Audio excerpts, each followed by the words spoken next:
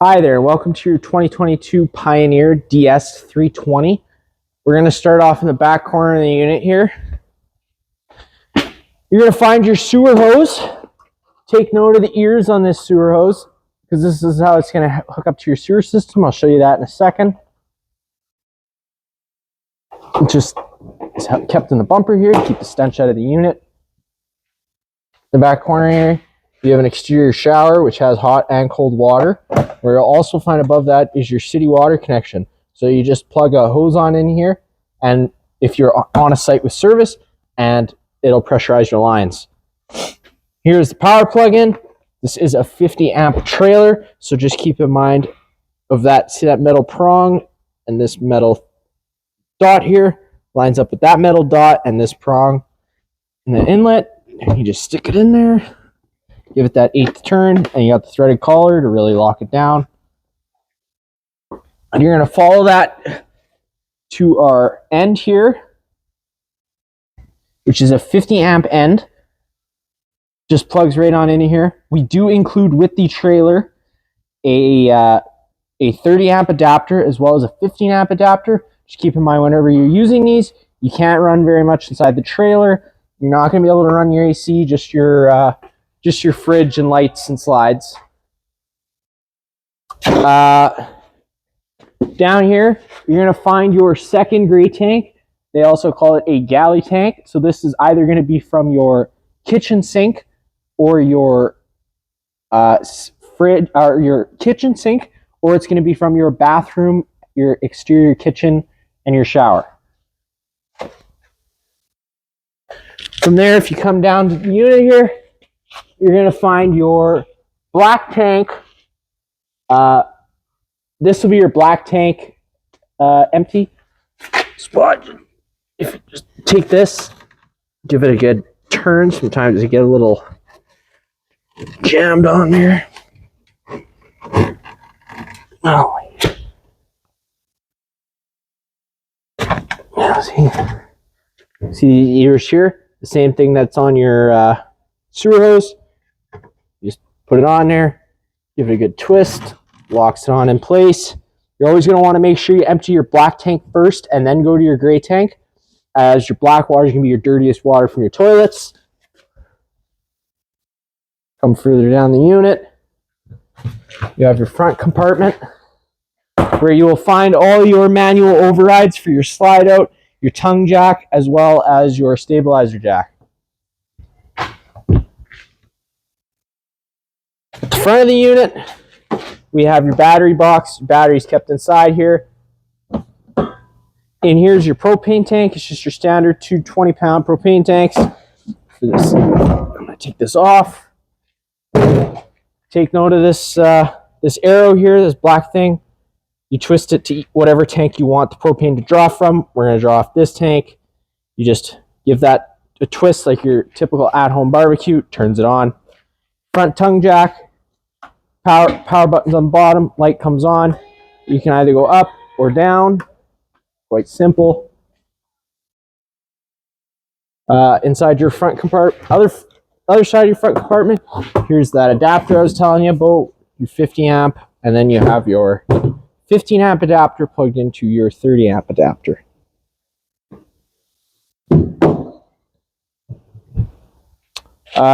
This button here runs your jacks up and down. You're going to have one for the back and the front.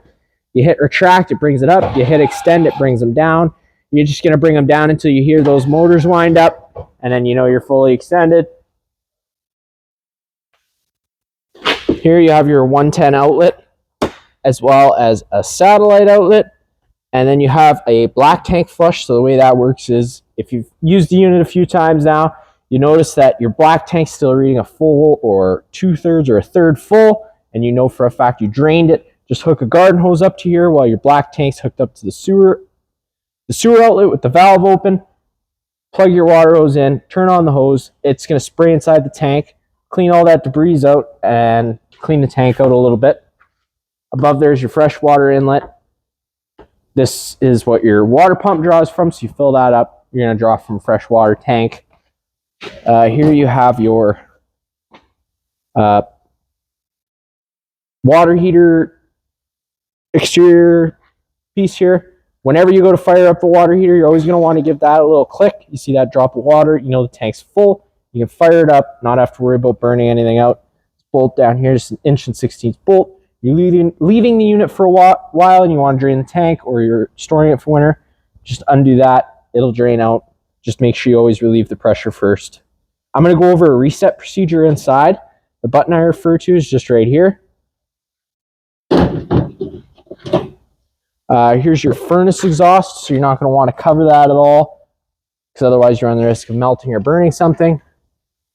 You're going to see here your little stove vent. Always make sure that that's open. If you're ever traveling, you can just click that in place, closes it up, prevents dust from getting inside the unit.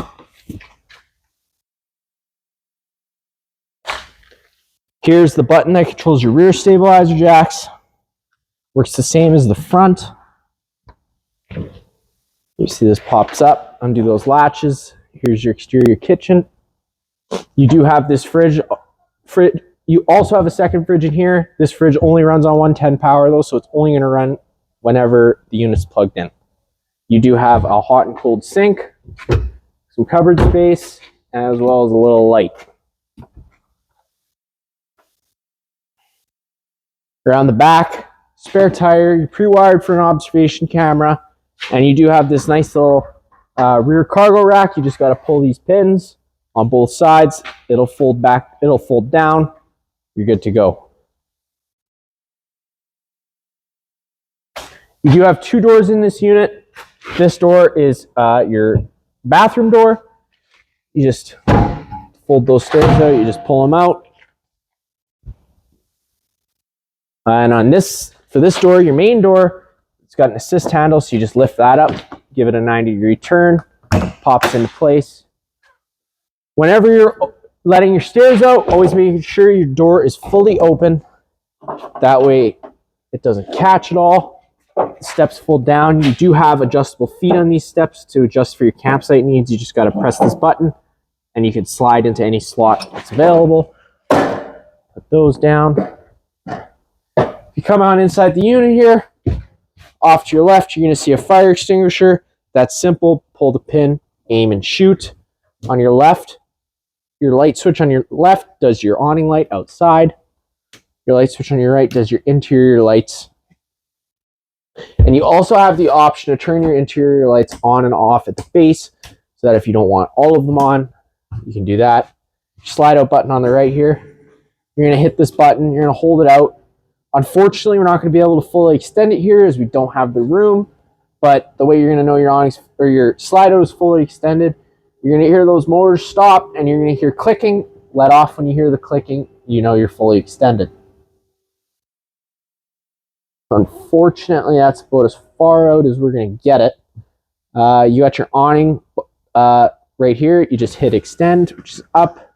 The awning is going to start making its way out. Always making sure that you have enough room to put it out.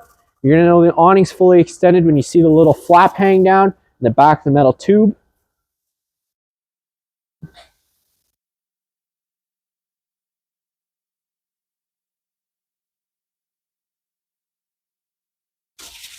Oh, that flap, it doesn't always come down right away. It sticks. So you just retract it for a second, let it back out.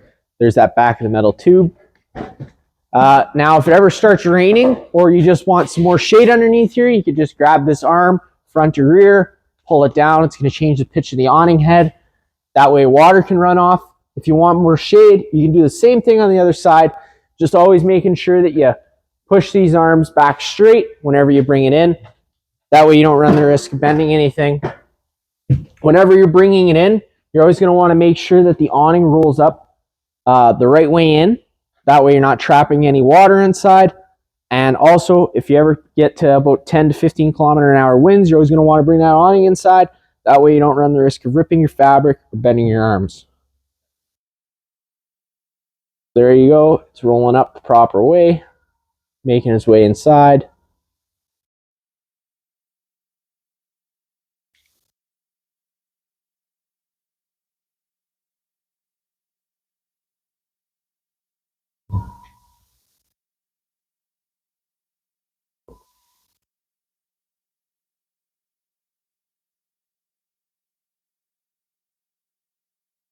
You're going to hear the awning contact the side of the trailer. There you go. You hear that little latch slam. That's it. Fully closed. Down from there, you're going to have your little center here. So you hit this battery button. It's going to say full, but we're currently charging. But it would go 12.3, 11.7, 11.2. And then your fresh water, you got a third, 2/3, and full. And it's the same thing for your black and your gray tanks. You got your water pump switch right here. That turns on your water pump, which draws from your fresh water tank. And then down below, you have your controls to fire up the water heater. Now, you can either fire up the water heater with electric or gas. Turn it on with electric. This DSI, or with gas, sorry. The DSI fault's going to come on. This water heater is going to try and light itself 3 times. If it doesn't light on the 3rd try, this light's going to stay on. That's when you turn this off. Go hit that reset button I told you about earlier. And then you can come back inside and try and turn it on. There you go. You heard the 3 clicks. You heard the roar of the flame. It's lit. Down from there, just more storage. Here you do have your entertainment center. You do have your TV backer here. Here's your satellite input. You hit the little button beside the satellite input. You hit that button, the green light comes on. That's turning on your antenna. Turning on your antenna also does improve your radio frequency, which you do have inside this unit, as well as Bluetooth and USB inlet.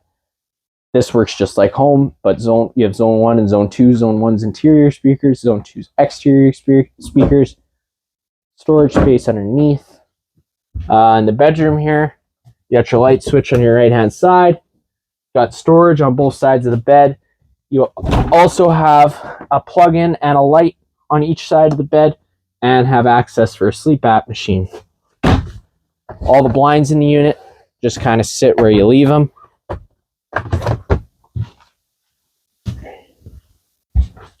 It's the same thing on this other side, except you have this fire exit. The way this works, you pull this metal tab, the screen will pop out.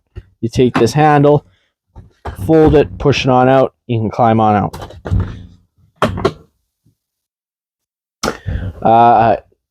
This couch does fold out into a bed. You just got to pick up the foot of the bed. There you go, it folds out. Fold it back in. It's the same procedure, except you just got to grab the top of the couch a little bit and give it a little bit of an assist. And down you come into a couch again. That window is also a fire exit. Here in the dinette, you do have the option to have it as a table, or you can turn it into a bed if you have extra guests. You just got to take these 2 legs, will come out of the bottom of the table and come out at the floor. You got this ledge that goes the whole way around. Table goes on this ledge. You take your back cushions, fill in the center. There's your bed. You do have a USB plug-in by the couch and the dinette. In the kitchen area here, you just got storage, as well as your sink, hot and cold water. You have your microwave, and then you have your range hood. Now, whenever you're running your stove inside, you're always going to want to have that fan on for the range hood. This stove does run on propane. You're going to want to evacuate those fumes. You just got this glass lid on top of the stove, so just being careful with that all the time, opening and closing it. This stove works pretty simple. Turn this knob over to light, hit the sparker, it lights up.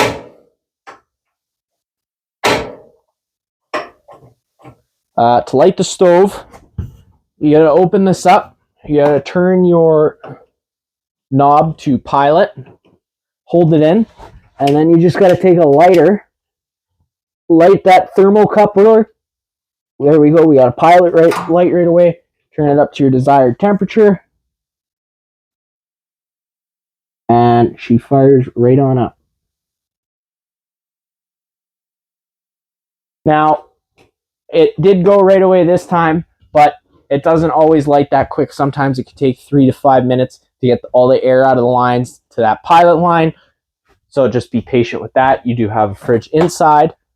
Right next to the fridge is your thermostat. Pretty simple. You just hit that button. You're going to come into fan low. Now that's running the fan on low speed.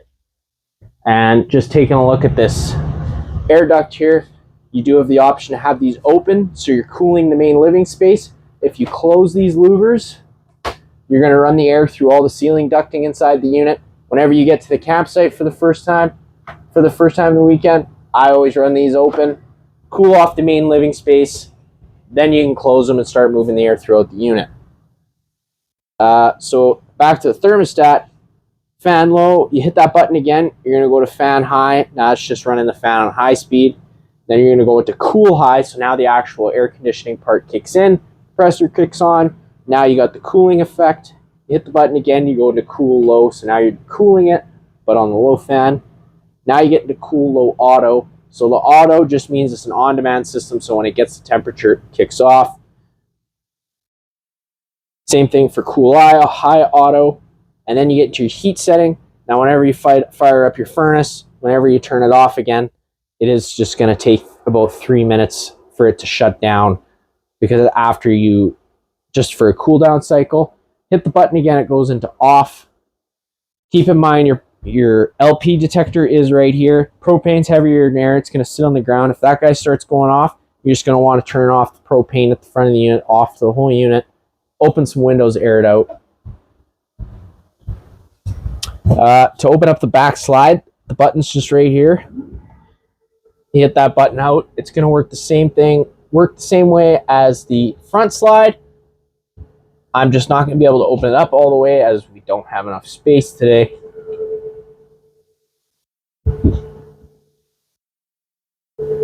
So we're just going to open that up until we can. Stop it because I don't want to go any further than that. Light switch on your left. You do have a bunk here, which you can lift up and latch into place. And now you do have room for guests to sit on the couch, which can also be folded into a mattress if you feel pleased to do so. And then on your left side here, again, you got a light, which does have a USB plug-in. A little ladder here, that's simple. You just lift it up a little bit, pull it out, comes on down. You have storage behind it. Another bed to sleep on by the window. This is a fire exit. The way this one works is you just pull these tabs. The window's going to fold on open. You can climb on out. Down from there, you do have your converter. So you're just going to push that. It's going to pop open. The way your breaker panel works is the breaker, whenever it pops, it's going to sit in the middle. So you're just going to have to turn it off and then back on to reset it. And whenever a fuse pops, there's going to be a red indicator light telling you which fuse popped. That's about it for this unit here. If you have any questions, feel free to give us a call.